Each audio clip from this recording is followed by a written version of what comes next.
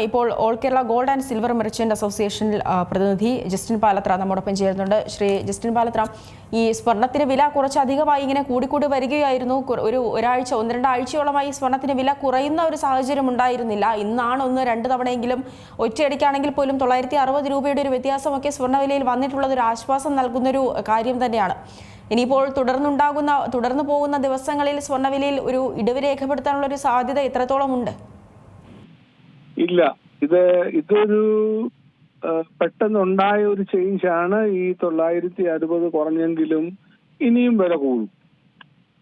ഇനിയും വില കൂടാനാണ് സാധ്യത. കാരണം മുമ്പ് നമ്മൾ ഇതിനകത്ത് പറഞ്ഞതുപോലെ 14,000 രൂപയ്ക്ക് മേളിൽ വരെ ഗോൾഡ് റേറ്റ് വരാനുള്ള ചാൻസ് ആയിട്ടാണ് കാണുന്നത്. കാരണം കുറയാനുള്ള യാതൊരു സാഹചര്യങ്ങളും ഇന്ന് നിലവിലില്ല. മുമ്പ് പറഞ്ഞ കാരണങ്ങളൊക്കെ തന്നെയാണ് ഇപ്പോഴും നിലനിൽക്കുന്നത്. ഇപ്പൊ പുതിയതായിട്ട് നമുക്കറിയാൻ കഴിയുന്നത് ചൈന തായ്വാൻ ഒരു യുദ്ധത്തിന്റെ മുനയിൽ നിൽക്കുന്നു. ഇസ്രായേൽ ഇറാൻ തമ്മിൽ ഹമാസ് കൂടാതെ ഇറാൻ തമ്മിൽ ഒരു ടെൻഷൻ നിൽക്കുന്നു.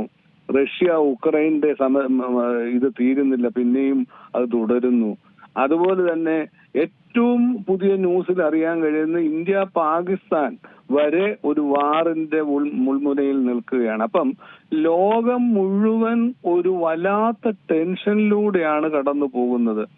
അതുകൊണ്ട് തന്നെ ഈ വിലയ്ക്ക് അതിനൊരു അറുതി വരാതെ വില കുറയാനുള്ള സാധ്യത ഇല്ല എന്നുള്ളതാണ് അനുമാനം. അത് തന്നെയാണ്.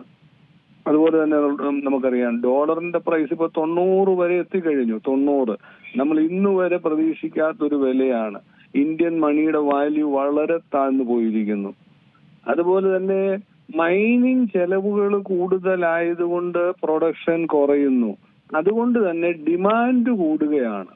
അപ്പോൾ വില ഈ പെട്ടെന്ന് ഇന്ന് ഒരു ചെറിയ ചേഞ്ച് വന്നെന്നുള്ളത് ശരിയാണ്, അത് ആശ്വാസം തന്നെയാണ്. പക്ഷെ ആ കുറവിലേക്ക് ഞങ്ങളും ഒക്കെ കുറയാനുള്ള പ്രതീക്ഷയിൽ നിൽക്കുകയാണ്. പക്ഷെ സാഹചര്യങ്ങൾ നോക്കുമ്പോൾ ഇനിയും കൂടാനുള്ളത് തന്നെയാണ് സാഹചര്യം. ഇതിപ്പോൾ സാധാരണക്കാരെ സംബന്ധിച്ചിടത്തോളം, ഈ നേരത്തെ സ്വർണം പക്കലുണ്ടായിരുന്നവരെ സംബന്ധിച്ചിടത്തോളം ഇന്ന് അവരൊരു 100 പവനൊക്കെ നേരത്തെ കയ്യിലുണ്ടായിരുന്നുവെങ്കിൽ അവർക്ക് ഇന്നൊരു കോടീശ്വരനാണെന്ന് തന്നെ പറയേണ്ടിയിരിക്കുന്നു.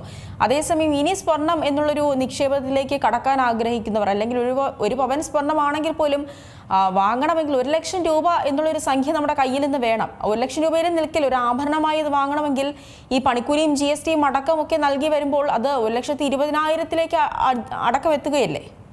അതെ, തീർച്ചയായിട്ടും. ഇപ്പൊ 1 ലക്ഷമൊക്കെ കടന്നുപോയി.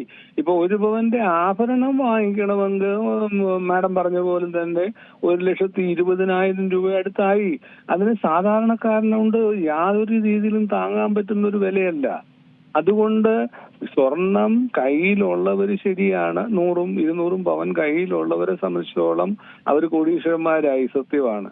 പക്ഷെ സാധാരണ ജനങ്ങളെ സംബന്ധിച്ചിടത്തോളം ഇതൊരു വലിയ ആശാജനകമായ ഒരു ആശങ്കയ്ക്ക് കാരണമായിരിക്കുന്ന കാരണം തന്നെയാണ്. എങ്കിലും സ്വർണം ഇപ്പോഴും ആൾക്കാരുടെ മനസ്സിൽ അല്പമെങ്കിലും മേടിക്കണം എന്നുള്ള ടെൻഡൻസി നിലനിൽക്കുന്നുണ്ട്. അതിന് മാറ്റം വന്നിട്ടില്ല. കാരണം അത് നമുക്കറിയാവുന്ന കാരണങ്ങൾ തന്നെയാണ്. കാരണം സ്വർണം അത്യാവശ്യമായി നമുക്കൊരു അപകടം ഉണ്ടായി, രോഗമുണ്ടായി, അല്ലെങ്കിൽ എന്തെങ്കിലും ഒരു അത്യാവശ്യം വരുമ്പോൾ ഉടൻ തന്നെ കയ്യിൽ പണമായിട്ട് വരാൻ പറ്റുന്നത് സ്വർണമായതുകൊണ്ട് വില കൂടിയാലും അല്പമെങ്കിലും മേടിച്ചു വെക്കണമെന്നുള്ള ആഗ്രഹം മനുഷ്യന്റെ മനസ്സിൽ നിലനിൽക്കുന്നുണ്ട്. അത് അങ്ങനെ തന്നെയാണ്. ഇതിപ്പോൾ ഈ ജുവലറികളെ സംബന്ധിച്ചിടത്തോളം എന്തായിരിക്കും സാഹചര്യം? കാരണം ഈ കൂടി നിൽക്കുന്ന ഒരു സാഹചര്യത്തിൽ ജനങ്ങൾക്ക് അങ്ങനെ ജുവലറികളിലേക്ക് അടുക്കാൻ പോലും പറ്റാത്തൊരു സാഹചര്യമാണ്. അത്രയ്ക്കുണ്ട് സ്വർണത്തിന്റെ വില. ആ രീതിയിൽ നോക്കുമ്പോൾ ഈ ജുവലറികൾക്കൊരു നഷ്ടം സംഭവിക്കുന്ന ഒരു കാര്യം ഉണ്ടാകുമോ? കാരണം ഈ സ്വർണത്തിന്റെ വില കൂടുന്നത് മൂല്യം വർദ്ധിക്കുന്ന ഒരു സാഹചര്യം തന്നെയാണ്. എന്നാൽ പോലും ഈ വിപണി നടക്കാത്തത്, വ്യാപാരം നടക്കാത്തത് ഒരു പ്രതിസന്ധി തന്നെയല്ലേ ജുവലറികളെ സംബന്ധിച്ച്? തീർച്ചയായിട്ടും. അതായത് വില കൂടി കൗണ്ടറിൽ സാധനം വെറുതെ വെച്ചുകൊണ്ട് എന്താണ് പ്രയോജനം? അത് കൊടുക്കൽ വാങ്ങൽ നടക്കുമ്പോഴാണ്, ക്രയവിക്രയം നടക്കുമ്പോഴാണ് കച്ചവടക്കാരനെ സംബന്ധിച്ചിടത്തോളം അല്പമെങ്കിലും ലാഭം എടുത്ത് കച്ചവടം നിലനിർത്താൻ പറ്റുകയുള്ളൂ. അതുകൊണ്ട് ഈ വില കൂടി നിൽക്കുന്നത് കച്ചവടക്കാരെ സംബന്ധിച്ചിടത്തോളം വലിയൊരു പ്രശ്നം തന്നെയാണ്. എല്ലാവരും അസോസിയേഷന്റെ മെമ്പേഴ്സ് എല്ലാം വിളിച്ച് ചോദിക്കുന്ന ഒറ്റ കാര്യമാണ്, നമുക്ക് ഇനി എന്ത് ചെയ്യാൻ പറ്റും, എന്ത് ചെയ്യണം, എന്താണ്. അപ്പം ഞാൻ പറയും, അടുത്ത പണിയിലേക്ക് നോക്കിയാൽ സ്വർണ്ണ വ്യാപാരത്തെ അപേക്ഷിച്ച് വളരെ മോശമാണ് മറ്റുള്ള വ്യാപാരങ്ങളൊക്കെ. പലചരക്കും സ്റ്റേഷനറിയും ഇലക്ട്രിക് കടയും ടെക്സ്റ്റൈലും ഒക്കെ വളരെ സാമ്പത്തിക പ്രശ്നം നേരിട്ടുകൊണ്ടിരിക്കുകയാണ്. കാരണം എന്നാന്ന് വെച്ചാല് മനുഷ്യന്റെ കയ്യിൽ ഇപ്പോൾ പണമില്ല, പൈസ ഇല്ല. എന്താണ് ആ 2018 ശേഷം മണി വാല്യൂവിന്റെ കറക്ഷൻ നടത്തി അന്ന് മുതല്, പിന്നെ അതിനുശേഷം നമ്മുടെ 2020 നമ്മുടെ പാൻഡമിക് സിറ്റുവേഷന്, ഇതെല്ലാം കൊണ്ട് തന്നെ അന്ന് മുതൽ ഒരു സാമ്പത്തിക പ്രതിസന്ധി തുടങ്ങിയത് ഇന്നും അത് 5 വർഷമായിട്ട് നിലനിൽക്കുക എന്നുള്ളതാണ് സത്യം. ജനങ്ങളുടെ കയ്യിൽ പണമില്ല. പ്രത്യേകിച്ച് സാധാരണക്കാരനെ സംബന്ധിച്ചിടത്തോളം ഇത് താങ്ങാവുന്നതിനപ്പുറമാണ്. അതെ, അതായത് ഈ വൻകിട മുതലാളിമാരുടെ കയ്യിൽ ഒരു പക്ഷേ കാശ് ലഭിക്കുന്നുണ്ട് എങ്കിൽ പോലും സാധാരണക്കാരെ സംബന്ധിച്ചിടത്തോളം അവർക്ക് വരുമാനം കൂടുതലായി ലഭിക്കുന്നതിന് ഒരു സ്രോതസ്സും ഇല്ല എന്നുള്ളത് വ്യക്തമാണ്, താങ്കൾ സൂചിപ്പിച്ചതുപോലെ. അതെ, ഈ ഒരു അതെ, പറഞ്ഞോളൂ. പറഞ്ഞു. അല്ല, ഈ രീതിയിലാണ് പോകുന്നതെന്നുണ്ടെങ്കിൽ ഈ സ്വർണത്തിന്റെ വില ഇത് എത്രത്തോളം ഉയർന്നു പോകാനുള്ള ഒരു സാധ്യതയാണ് കാണുന്നത്? ഞാൻ മുമ്പും പറഞ്ഞു, എന്റെ കാൽക്കുലേഷനിൽ പറഞ്ഞതിന്റെ റേറ്റിലോട്ട് അടുത്തിപ്പോ എത്തിക്കഴിഞ്ഞു. കാരണം എന്റെ അനുമാനം ഞാൻ പറഞ്ഞത് ജനുവരിയോ ഫെബ്രുവരിയോട് കൂടി ഇത് 14,000 മേളിലേക്ക് പോകും എന്ന് തന്നെയാണ് പല അനുമാനങ്ങളിൽ നിന്ന് നമുക്ക് മനസ്സിലാക്കാൻ കഴിയുന്നത്. റേറ്റ് ഇനിയും കൂടാനാണ് സാധ്യത. കാരണം ഞാൻ പറഞ്ഞ ഈ കാരണങ്ങളൊക്കെ മാറുന്നില്ലല്ലോ. അതുപോലെ തന്നെ അമേരിക്കൻ ട്രംപിന്റെ പോളിസികളിൽ ഒന്നും ഒരു മയം കാണുന്നില്ല.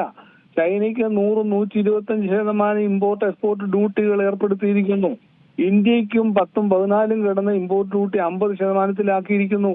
എങ്ങനെ രാജ്യങ്ങൾ രക്ഷപ്പെടും?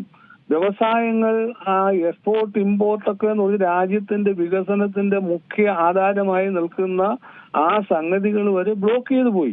അതാ ഞാൻ പറഞ്ഞത്, ലോകവ്യാപകമായി യൂറോപ്പൊക്കെ വലിയ കടുത്ത സാമ്പത്തിക ബുദ്ധിമുട്ട് അനുഭവിച്ചുകൊണ്ടിരിക്കുകയാണ്.